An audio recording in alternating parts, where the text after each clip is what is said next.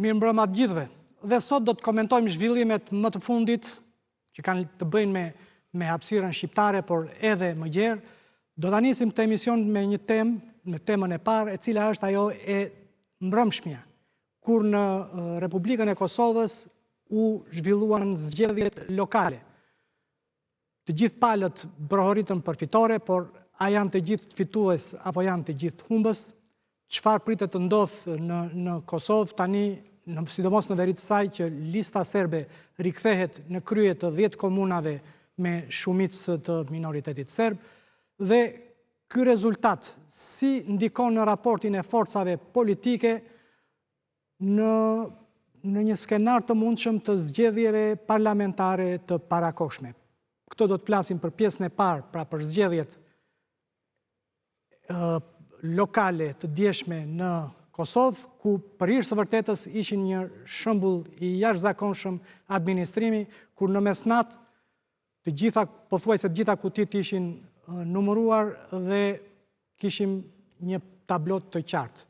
Në pjesën e dytë do të flasim për atë ditë për këtë ditën e sotme, tejet intensive në lindjen e mesme, që nisi me një fjalim në Kneset, në parlamentin e Izraelit nga presidenti Trump, i shoqëruar nga bashkëpunëtorët e tij më të afërt, i cili u prit me ovacione dhe u prit si hero nga zyrtarët më të lartë izraelit, pas lirimit të pengjeve. Pas kësaj ceremonie, Donald Trump udhtoi drejt Egjiptit për të marrë pjesë në samitin ku do të diskutohet plani prej 20 pikash për arritjen e marrëveshjes së paqes në Gaza.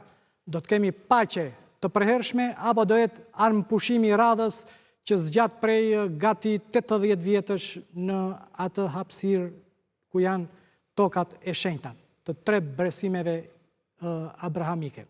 Ndërkohë, në pjesën e fundit do të flasim për triumfin e kombëtares shqiptare që na drithëroi të gjithëve me fitoren e saj pak kilometra larg kufirit të Kosovës, aty në Leskovës. Do të flasim pra sërish për edhe kjo ka aspektin e vet politik, ka emocionet, ka etnicitetin, ka dhe psikoetnocitetin. Po të kthehemi tek tema e parë dhe tek tema e dytë, për të cilin kam një panel me 4 të ftuar në studio: Etienne Xhafa, mirëmbrëma. Mirëmbrëma. Esmeralda Mulaj, mirëmbrëma. Mirëmbrëma. Arlin Disaj, mirëmbrëma. Mirëmbrëma. Marit Laçi, kënaqësi që të kam tek 5 pyetje. Ndërkohë, përmes Skype-it kam juristin e njohur zotin Kreshnik Spaju. Kreshnik, mirëmbrëma. Mirëmbrëma, gjithë. Çka ka ndodhur sot? Paqja apo armëpushim? Sot ka ndodhur, le të themi, nisja e një procesi i cili duhet çojë tek paqja, por që sigurisht është një plan me 20 pika, nga e cila I lutem regjiston që të nxjerrë në mur pikat kryesore çfarë përmban plani amerikan për paqen në Gaza. Po, vazhdoni. Pra, ajo që ka ndodhur është që përpos atij fjalimit në Kneset, është zhvilluar edhe konferenca e paqes në Sharm el Sheikh, ku të pritur nga ata që janë organizatorët dhe një farë mënyre dorëzanësit e paqes për palën palestineze, Egjipti dhe Turqia, presidenti i Shteteve të Bashkuara të Amerikës, zoti Trump, ka dhënë fjalën e tij dhe kanë nënshkruar të gjitha atë që është marrëveshja 20 pikëshe. Ka nisur në të njëjtën kohë edhe zbatimi me kthimin e... Pra këto janë pikat kryesore. Gaza do jetë një zonë e deradikalizuar që s'përbën kërcënim për fqinjet, pra për Izraelin. Forcat izraelite tërhiqen deri në linjën e përcaktuar, ndërkohë që ndodh lirimi i pengjeve. Pas lirimit të pengjeve, Izraeli liron 250 të dënuar me burgim të përjetshëm dhe 1750 palestinezë. Antarët e Hamasit dorëzojnë armët dhe marrin amnisti. Me pranimin e marrëveshjes, ndihma të hyjnë menjëherë në Gaza. Gaza do të administrohet nga një administrat teknokratësh dhe Hamasi nuk do të ketë më asnjë rol, pasi do të dorëzojë armët dhe do të shpërbëhet edhe si strukturë politike. Aty mungojnë disa nga pikat, që për shembull... Pra janë pikat kryesore. Po, ka dhe pikat tjera kryesore, që Izraeli do të mbajë prezencë ushtarake në të paktën gjysmën e territorit të Gazas. Pra që nuk do të tërhiqen tërësisht jashtë, po do t'jenë Do ketë të hap pas hapi një tërheqje graduale. prezencë brenda. Dhe prandaj them që është hapi i parë drejt paqes, sepse këto janë të gjitha iniciativa dhe nisma cilat kanë qenë në tryez për shumë kohë. Janë takuar, duhet thënë, palët në mes të rrugës, sepse nuk janë pranuar në mënyrë tërësore disa pika siç është kjo e çarmatimit nga Hamasi apo siç është ajo e tërheqjes së trupave dhe të pushtimit nga pjesa e Izraelit, por nga ana tjetër do duhet të ketë edhe një plan zbatimi për këto. Dhe sot një nga pikat e tjera që u diskutuan në Sharm el Sheikh dhe që është një nga pikat kryesore mendoj unë, që është pjesa e rindërtimit të Gazës, që duhet jetë një proces ndërkombëtar me përfshirje aktive të vendeve arabe, ku do të ketë një kontribut domethënës si nga Shtetet Bashkuara të Amerikës, ashtu edhe nga Bashkimi Evropian. Arlin, paqja apo armë pushim? Sepse ka ngelur, jemi në një pikë. Paqe e brisht pra shko sa... Palët kanë dorëzuar pengjet respektive. Kanë shkëmbyer pengjet. Kanë shkëmbyer pengjet. Tani, ka ngelur pjesa tjetër. Pjesa do unë që Hamasi do të demilitarizohet, do largohet nga skena? Kur flasim për Hamas, nuk flasim thjesht për një strukturë politike. Kemi qenë këtu dhe kemi shpjeguar se çfarë është lëvizja e vëllazërisë muslimane në këtë panel. Bëhet fjalë për një ideologji dhe ideologjitë janë të vështira për tu shpërbërë.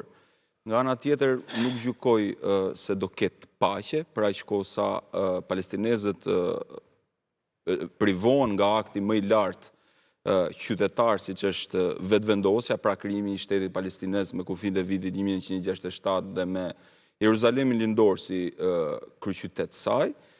Sipas akordeve të Oslos të mbajtura në vitin 1993 midis Yitzhak Rabin, Yasser Arafat dhe presidentit Clinton në atë kohë, për aq kohë sa ky plan nuk ofron një zgjidhje të qartë në terren se si do ndërtohet Gaza, se kush do qeverisi Gazën, se si do veprohet me West Bank dhe bregun perëndimor.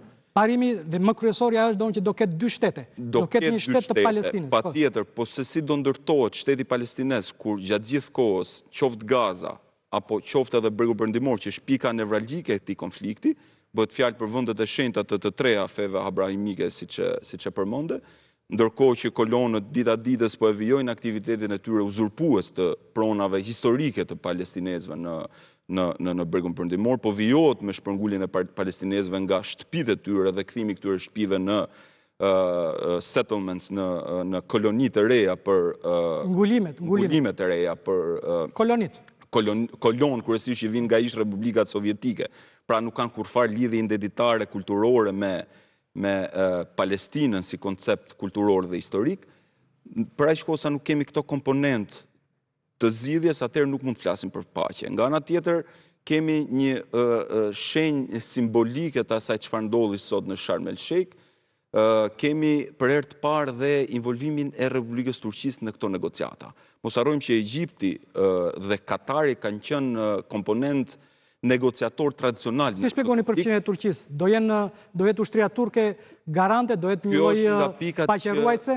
Kjo është nga pikat që rezistenca palestineze e ka kërkuar me ngulmim. Qofse ju kërkoni që ne të lëshojmë armët, atëherë duhet ketë prani militare turke në këtë zonë, si garanci që Izraeli nuk do kryejë më sulme dhe si garanci që Izraeli nuk do kryejë më gjenocid në Gaza.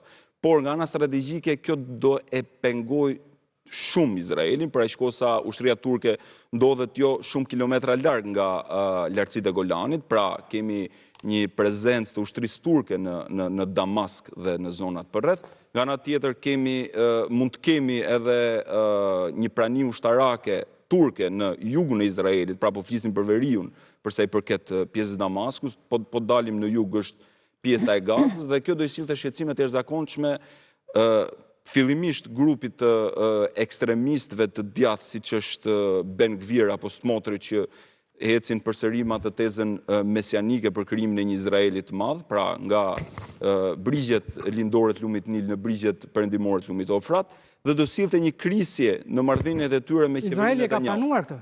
Edhe këto ekstremistë që thonë ju janë pjesë e kabinetit Netanyahu, por ata e pranuan, u votuan në qeveri. Prania turke. Pra, do në gjëra të ezauruarat? Prania turke në Gaza do i sjelli probleme të jashtëzakonshme në të ardhmen Izraelit.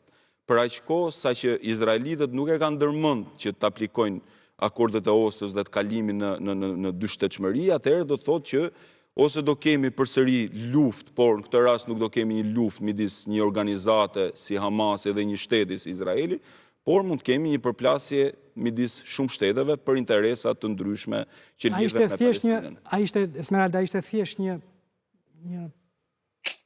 element armë pushimi që u pompua me një PR të jashtëzakonshëm nga Trumpi, apo vërtet do unë kemi një zhvillim të rëndësishëm lindjen e mesme? Për mua, ndoshta ky është zhvillimi më i rëndësishëm që ka ndodhur për një zgjidhje përfundimtare mes Izraelit dhe Palestinës gjatë gjithë historisë së konfliktit mes dy vendeve. E para, sepse nuk duhet harrojmë se kemi involvimin e shteteve të rëndësishme, siç është Franca dhe Britania e Madhe, që deklaruan se do të njohin një shtet palestinez. Kemi përfshirjen e Turqisë si një vend garantues që jep sigurie Kina, Rusia dhe Irani. Rusia e ka përshëndetur që në fillim dhe është dakord. Irani nuk ekziston më dhe ndoshta ky është suksesi më i madh në lindjen e mesme që çoi në këtë zgjidhje. Irani nuk është më faktor. Përmenda ata që kanë sponsorizuar atë konflikt prej dekadash. Prandaj u godit Irani. Irani sot nuk ka askënd. Iranit i është goditur Hezbollahu, i është goditur Hamasi, i është goditur Houthi, i është goditur vetë një nga skenat më të mëdha të përballjes së luftës së ftohtë. Ganjan kishim Shtetet e Bashkuara të Amerikës që mbështesnin Izraelin, ndërkohë që vendet që sulmonin Izraelin nxiteshin nga Rusia. Irani nuk ka asnjë alat në lindjen e mesme. Irani kishte vetëm proksit e saj, pra Hezbollahun, Hamasin dhe Houthin, të cilët nuk ekzistojnë. Të cilët janë goditur, dhe Bashar al-Assadin që nuk ekziston më. Rusia nuk e ndihmoi dot Iranin, jo të ndihmoi Hamasin në Gaza. Kështu që Rusia nuk mund ta sabotoj dot këtë marrëveshje. Rusia njëjtë që është një aleat e Izraelit dhe ka qenë gjatë gjithë kohës në mbështetje të Izraelit dhe e ka përshëndetur ndër të parat që ka përshëndetur edhe marrëveshjen, edhe ditën e sotme ka përshëndetur dhe lirimin e pengjeve. Garancia dhe futja në lojë e Turqisë është një aleat e Amerikës dhe do jetë garante edhe atje, pra është një katalizator që qetëson dhe Izraelin, qetëson dhe Palestinën në këtë moment. Qetëson Izraelin sepse ai është aleati i Amerikës, qetëson dhe Palestinën, ndërkohë që aty do të jetë një forcë shumë komshe, se harruam këtë detaj, një forcë shumë komshe që do qëndrojë. Ishte përfshirë tek lista prandaj. E harrojmë këtë detaj, nuk e kisha tek lista, e kisha tek vazhdoj. Se lista ka disa gjëra tjera që mungojnë. Për shembull bordi i paqes me Donald Trumpin në krye. Por do të jetë bordi i paqes, pra institucioni që do jetë me Donald Trumpin dhe me Tony Blair nëse do të vazhdojë të rezistojë të paqes. Presidenti i ndërmarrjes Trump dhe drejtor Tony Blairi. Po, nëse do të vazhdojë të jetë deri në fund. Po, rindërtimin e Gazës do ta bëjnë arabët, legët arabëve me investimet e tyre, dhe natyrisht kjo është një garanci që gjitha tunelet e Hamasit dhe çfarë ndot. Hamasi tani është në, ku i themi ne, shamat, nëse nuk e pranon, siç tha zoti Trump, pastaj është koha që Izraeli ta kryejë punën. Po më pati 2 vjet kohë për ta kryer punën, se arriti. Tani ky është fakt. Nuk arrit as objektiv. Tha që neve do i marrim pengjet me anë të forcës. Nuk i mori dot pengjet me anë të forcës. Unë nuk e kam dëgjuar këtë thotë që do t'i marrim me anë të forcës, por tani nëse ti mendon se ata s'kanë bërë asgjë në Gaza. Ato kanë arritur vetëm një genocidin më dokumentuar dhe më të pashëm. Po si bëhet krye punën pa vrarë njerëz, se nuk e kuptoj unë këtë gjë. Si e mendon ju? Po si e mendon se mund ta bënte? Ke fakte nga gazeta izraelite Haaretz janë goditur Nuk jam duke hedhur poshtë, nuk jam duke të thënë, krye punën, do të thotë që vazhdo, do të vrasi derisa t'i arrijë qëllimin. Këtë do vrasi, pra se Hamasi nuk ka psuar goditje, siç pretendojnë këta. 95% e tuneleve janë në këmbë, 85% e militantëve të Hamasit janë në terren. Ku janë këto?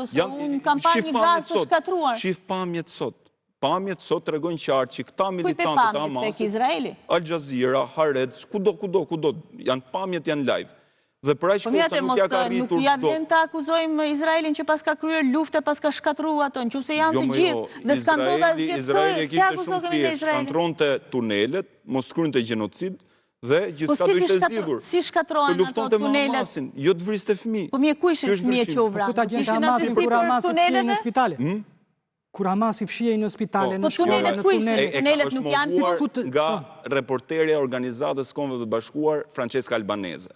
Tani, unë marrë si referencë Organizatën e Kombeve të Bashkuara. Kombet e Bashkuara janë një organizatë të shtuar, merr në konsiderat. Tani ne kemi rastin e Kosovës, do merr apo të Bosnjë e Hercegovinës, ne e pam se çfarë bëri OKB-ja dhe 25.000 fëmijë të vrarë, rreth 70% e të vrarëve nga totali 68.000-ve, 70% janë gra dhe fëmijë. Dhe janë këto OJF që flasin për drejtat e grave, shtypen gratë, keq trajtohen, ndërsa për këtë rast nuk flasin. Unë kam qenë nga gushti vitit 1995, kur Kaskat Blu të OKB-s, trupat e serbe, i lidhën në shtyllat e telefonit dhe mizat e vapës i pështynin, që nga i momentu nuk i marrë seriozisht. Dhe nëse të kujtohet, 5 vjetë më pas, 4 vjetë më pas, kur diskutoj ndërhyrja ndërkombëtare në Kosovë, pala shqiptare dhe perëndimi këmbgulte që OKB jo më NATO, dhe ja arritën donë që t'ishte NATO. Ka një transmetim live të këtij gjenocidi, sepse çdo njeriu i ka lindur e drejta të jetë gazetar. Nuk po e mohon njëri genocidin atje. Ne po themi që do vazhdoj genocidi dhe më keq nëse Hamasi nuk do të pranojë armëpushimin dhe këtë realitet do të bëhet më keq. Ne këtë po themi. Rezistenca palestineze nuk ka lindur me Hamasin. Rezistenca palestineze ka lindur në vitet 30 me një klerik me emrin Izuddin Al-Qassam, që erdhi nga Siria për të luftuar bandat e Lejit dhe Irgunit. Dhe kjo rezistenca që shef sot, këto liderat, qoftë Hanije, qoftë Sinuar, qoftë Muhammed Deif, qoftë Halil El Haya, nuk kanë luftuar me armë. Pra, Marlin, ti mendon që e vetmja zgjidhje është që dhënia e shtetit. Ajo që thoshte Katami, që të fshihet Izraeli nga harta. Zgjidhja me dy shtete. Po ja kjo është zgjidhja me dy shtete. Po nuk është zgjidhja me dy shtete, sepse nuk e keni asnjë pikë se si do ndërtohet ky shtet i ri palestinez. Nuk e gjej një pikë që përcakton qartë, ky shtet palestinez do fillojë nga Gaza. Nuk ka një manual për si ndërtohen shtetet të dashur. Jo, ka një manual në të rast, për arsye sepse... Dakor, e kuptoj që do të debatosh me të gjithë për gjithë shka. Po nuk dëgjove asgjë, nuk kem për çfarë debatosh. Jo, më nuk ka lidhje thjesht do vazhdosh me enumeracion emrash ndër vite nga vitet 30, një shekull më pas. Tani hajde fusim pak në ullin e diskutimeve të paqes. Se patjetër që është e tmerrshme dhe është një katastrofë humanitare e qëllimshme deri diku ajo që ka ndodhur në Gaza. Po tunelet nuk rrinë në këmbë, ashtu si thua ti, janë nën këmbë. Dhe prandaj bombardohet ose futesh me ushtri. Dhe fatkeqësisht për të mos vazhduar më ajo, 2 vjet më vonë u vendos që të ecej drejt paqes. Sigurisht që po të kalohet në detaje, e dim edhe unë dhe të gjithë ne besoj, dhe pjesa më e madhe atyre që na ndjekin, që nuk do bien dakord palët. Prandaj këto janë procese që vjen hap pas hapi, se nuk diskutohet që zgjidhja duhet jetë ajo që nuk është pranuar ndër vite nga ai manifesti OKB-s, se vetëm manifest ngeli. Problemi që kemi në realitet është që edhe shtetet e tjera në po atë zonë pak më në veri, po jo aq lart sa thatë ju, që janë dështuar qëllimisht, siç është Libani, për pjesën jugore të cilit, apo siç është tani më Siria, apo siç është Iraku, apo siç është Jemeni. Pra, problemi nuk zgjidhet thjesht me çfarë thuhet. Se në fund të ditës pastaj dalim në skena si ato që keni parë ju, kam parë unë, dhe që është një realitet. Por ju e dini fare mirë që pretendimi i Izraelit është që janë vrarë 20.000 militantë të Hamasit.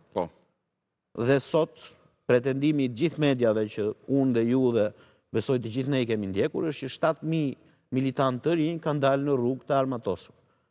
Unë besoj që ky është një proces, dhe që një proces të vijoj apo të zhvillohet, pavarësisht ku do të shkojë, duhet të ketë një fillim. Dhe pika e fillimit është kjo. Nga ana tjetër, Turqia nuk është aty vetëm për të shqetësuar Izraelin. Turqia është aty për geopolitik dhe geostrategji. Turqia është në mes të një rajoni shumë të madh që përfshin 2 konfliktet më të nxehta sot në botë. Këtë të Gazës, po është dhe i tjetri në Ukrainë. Dhe Turqia është një pjesë ndërlidhëse kyçe, qoftë për fuqinë ekonomike që ka, qoftë për numrat e popullsisë dhe qoftë për influencën që ka në rajon. Dhe patjetër që asnjë marrëveshje me vendet arabe nuk ishte plot pa Turqi. Qa po ndodh tani në Sharm el Sheikh? Dhe një rol të rëndësishëm në Siri. Sepse është proces. Zoti Trump sot hapi derën e fazës së dytë të gjithë planit ti, që e prezentoj 29 shtator. Faza e parë ishte të themi thjesht ndalimi i zjarrit. Faza e dytë na çon tek stabilizimi, çmilitarizimi dhe qeveria kalimtare ku përfshihet deri ndërtimi. Në parlamentin e Izraelit sot përmendi përfshirjen e shumë shteteve, superfuqi financiare të tjera, sigurisht nuk ka detaje, sepse do të jetë procesi hap pas hapi që do e ndërtoj. Ai sot kishte gjithë ekipin negociator me vete, praktikisht gjithë kabinetin. Steve Witkoff. Duke nisur me Witkoff, dhëndrin e tij, Suzy Wiles, e me radh. Pra, nuk është kaq e shpejt sa do të jetur të jemi ne për paqen. Hapi duket i rëndësishëm, po përshkruhet si një armë pushim që po mban, nuk duket një paqe mirëfillt, është herët për ta thënë. Jemi vetëm ditën e 4 apo 5. Ndërkohë sot në terren ka pasur luftime mes Hamasit dhe një grupimi tjetër. Familje, plan. Po, mos ndodh kjo doon, sepse ky konflikt është gati shekullor. Izraeli ka bër armë pushim, ka bër marrëveshje me OÇP-n, me Arafatin dhe me Fatahun, organizatën Fatah. Ran dakord, bën planin e paqes, madje Ariel Sharoni troqi dhe trupat si nga Gaza edhe nga Cisjordania. U troq, po ndërkohë doli Hamasi në skenë. Tani, bëhet paqe me Hamasin, del ndonjë tjetër, se tani kjo është si meduz me 100 kokë. Kanë mësuar nga gabimet të së shkuarës. Do mbaj kontrollin e të paktën 53% të territorit, sipas marrëveshjes. Dhe është e pranuar në shtëpinë e bardhë dhe nga Netanyahu edhe nga Hamasi. Pyetja lind në këtë fazë, nëse Hamasi ka strukturat ende në këmbë, pse e pranoi marrëveshjen? E pranoi marrëveshjen për të krijuar kushtet për të hyrë ndihma humanitare, fillimisht. Nga ana e dytë, po të flasim për pikën e dytë, është edhe spastrimi i rradhëve. Mos harrojmë që përmendi Iliri edhe një luftë midis klaneve. Realisht nuk janë klane, është një grup i konsideruar e Bushabab në Gaza, janë mbetjet e ISIS-it në atë zonë që po lufton me Hamasin. Dhe ka të dhëna nga mediat izraelite se si Netanyahu i ka financuar këto grupe, që deri dje ishin terroristë ISIS-it. Dhe ndërkohë, sot vranë edhe një gazetar, një raporter të Al Jazeerës, gjatë ditës sotme, dhe si thuash, ka një luftë brendshme, nuk ka shanse që ky grupim të rivalizojë me rezistencën palestineze në terren, por duhet thënë se është shqetësues, për aq kohë sa mund të kemi një skenar të ri të ndërluftimeve, qoftë mbas një muaji, qoftë mbas 2 muaj. Nuk besoj tek paqe përhershme. Në atë zonë. Nuk mund të presim që palestinezët dhe izraelitët sot përqafojnë. Jo, të lidh me një pas Kreshnikut, se duhet përfshirë dhe Kreshnikun. Regjia, zotin Spajiu, ju lutem? Po, Ilir. Kreshnik. Dgjoj, unë kam një shpjegim. Më dëgjoj pyetjen, të lutem, doja të pyes si njeri i së drejtës, si njeri që njeh edhe shtetformimin. A mundet krijohet shteti i Palestinës në rrethanat e krijuara? Kush do të kryeqyteti, kush do të territori që përbëjnë një nga elementet kryesore të shtetit? Kjo është pyetja. Edhe shtoj edhe argumentin që ke për më pas. Po. Tani dëgjoj, për dieninë e shqiptarëve që t'ja bëjmë më të thjeshtë. Shteti i Kosovës u krijua 10 vjet pas marrëveshjes së Rambujës. Paka shumë. Marrëveshja e sotme 9 vite pas Rambujës. Paka shumë, marrëveshja e sotme është një lloj Rambujeje. Një marrëveshje paqe, e cila garanton prezencën ndërkombëtare, garanton dhe një lloj autonomie për popullin palestinez. A janë këto të rëndësishme? Pa diskutim. A janë këto vendimtare për krijimin e shtetit? Pra je duke thënë që kjo është Rambujeja e Palestinës? Kjo është Rambujeja, por varet se si do luajnë palestinezët.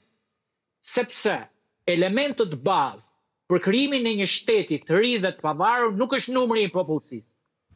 Çdo kush që na dëgjon duhet kuptojë që ndryshimi mes kombeve shtetformuese dhe pakicave apo minoriteteve nuk është numri. Mund të jesh minoritet, siç janë kurtët, 80 milion. Por nuk konsiderohen nga marrëdhëniet ndërkombëtare si një komb shtetformues. Mund të jenë romët miliona. Mund të jetë Tibeti miliona. Por nuk janë kombe kompakte të cilat plotësojnë elementët e kombit që krijon një shtet. Palestinezët kanë disa dilema në këtë marrëveshje ndërkombëtare, në këtë marrëveshje paqe. Elementi i parë i disfavorshëm për palestinezët është territori, i cili sipas gjithë gjasave nuk do të jetë kompakt. Dhe sui generis duhet hapi një debat të gjerë në praktikën ndërkombëtare, nëse një territor jo kompakt, po i parcelizuar, mund të krijojë shtetin e vet, pra ishuj në tokë. A mundet të krijojnë shtetin apo jo? Sepse elementi tjetër bazë i të drejtës ndërkombëtare është garancitë që duhet t'japi shteti i ri për të mos cënuar kufit e shteteve fqinj. Tani, parimi i vetëvendosjes është parim bazë dhe palestinezët e kanë dëshirën dhe vullnetin për të vetëvendosur dhe për të vetë qeverisur.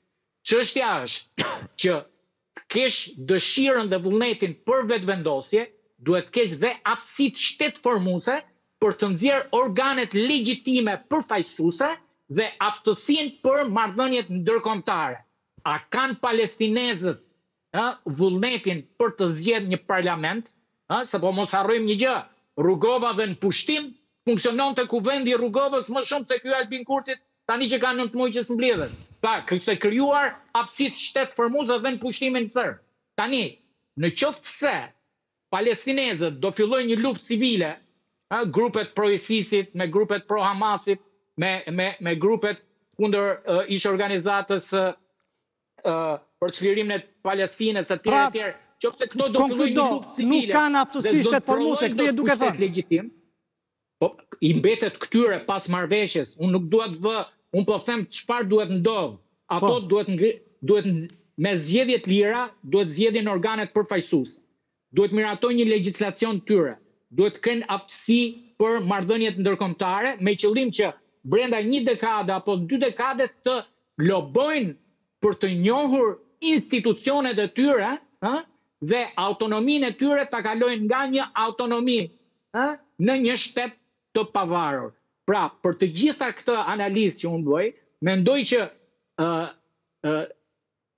palestinezët duhet të ndryshojnë strategji. Strategjia e tyre, e cila nëpërmjet forcës u përpoqen që të fitojnë pavarësinë, apo nga ana tjetër dhe të çlirojnë territore të cilat ata i konsiderojnë të pushtuara nga Izraeli, konsiderohet e dështuar. Pra, po pse i konsideron të dështuar Kreshnik Don, kur për një peng kanë marrë lirimin e 100 palestinezëve. 250 për cilëve janë të dënuar me burgim të përjetshëm për veprën e terrorizmit. Kanë treguar forcë, kanë arritur të imponohen. Nëse nuk do të kishte lobim të fortë ndërkombëtar, mund të ndodhte, domethënë Palestina që në kufit e ekzistencës dhe pastrimit etnik. Mund të ndodhte që Gaza të boshatisej. Fakti në cilën thuhet në studio që 95% e tuneleve apo 90% e Hamasit nuk janë eliminuar dhe azjesuar, është shumë e dyshim për të lënë hije dyshimi ose të një bashkëpunimit të Izraelit mes Hamasit, ose të një alibie në të ardhmen për shkatrimin për një ndërhyrje tjetër ushtarake. Pra fakti që nuk janë shkatruar tunelet, Kreshnik, lutem, fjali e fundit, se t'japim kohën të gjithëve. Mbylle fjalin e fundit, lutem. Apo e përfundove. Ju kërkoj ndjes për minutazh. A ka aftësi shtetformuese Palestina? Patjetër që ka. Patjetër që ka, e nisën me Shtetet e Palestinës të njohur nga Shqipëria. Po flasim për pjesën e Gazës. Për pjesën e Palestina. Ne donë në Itali, ne njihnim Fosco Dinucin, nuk njihnim Andreotin për atë punë. Është njohur nga dhe madje përfaqësues të Italisë, ne donë kur na bëj kongresit, se ti je i ri atje, nuk e mban mend. Kur bëj kongresi i partisë na vinte Fosco Dinuci, nuk na vinte as Kraksi as Andreoti. Ka ambasador këtu. Fosco Dinuci ishte një garazhist që rregullonte makinat. Një ambasadë këtu e cila makinat që se një Kosovë. Garazhist në periferi të Romës. Po, një sekundë. Tek ato pikat aty, hidhet si hipotezë kjo. Sepse është diçka që është miratuar dhe nga Shtetet e Bashkuara dhe nga shumica e vendeve në OKB. Marrëveshja e 2 shteteve.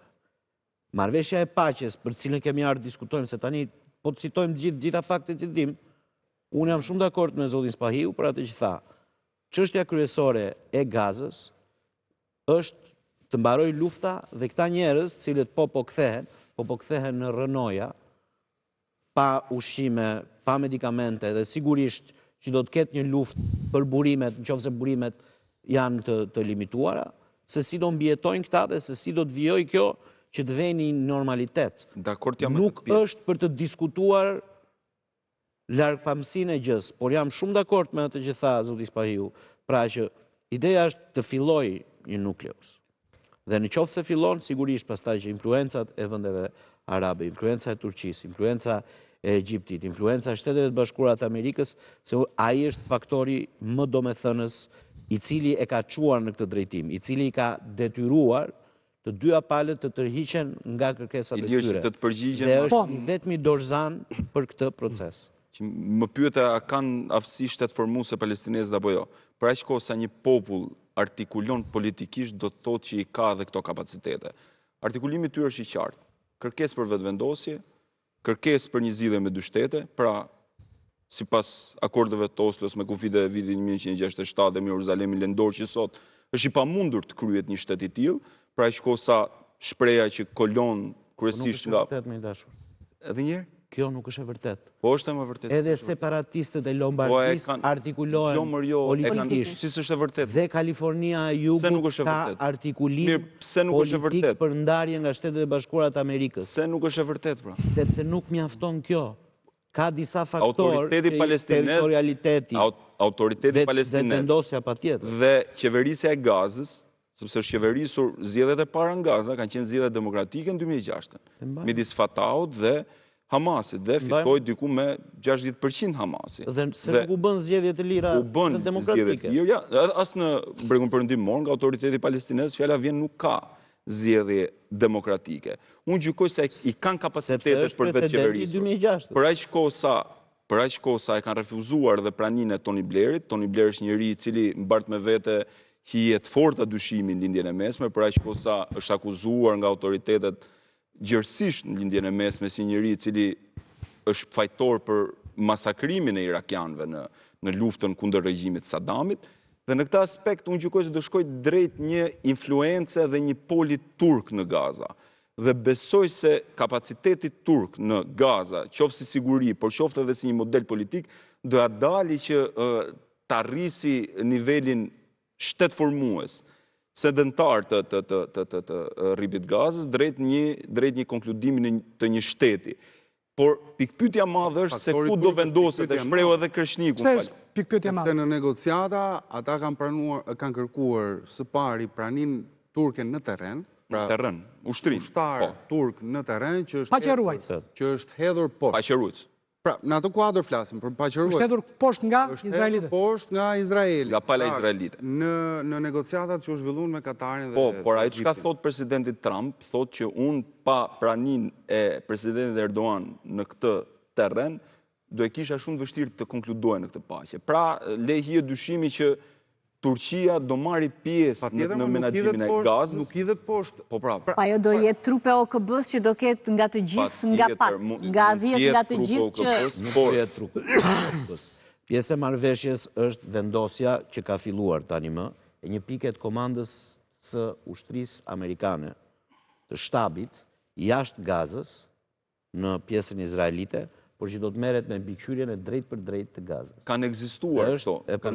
Por në takimin që u mbajt në Paris, Etienne, me ministrat e jashtëm, që ishte edhe Turqia, në drejtimin e Macronit, u diskutua vendosja e një trupe të mbikëqyrë nga OKB-ja dhe ku do ketë pjesëmarrjen e të gjithëve, ishte edhe Turqia, Gjermania, Franca, Britania, të gjitha, të kenë një trup të përbashkët që do vendoset në Gaza. Jam dakord, po thelbi asaj që po përpiqem t'ju shpjegoj. Jo, thjesht shumë modestisht. Është garanti ai që i tha Bibi Netanyaut, kthej avionët tani në Truth Social, dhe garanti ai që ka thënë Hamasit, këta nuk do ju qëllojnë më, është presidenti i Shteteve të Bashkuara të Amerikës.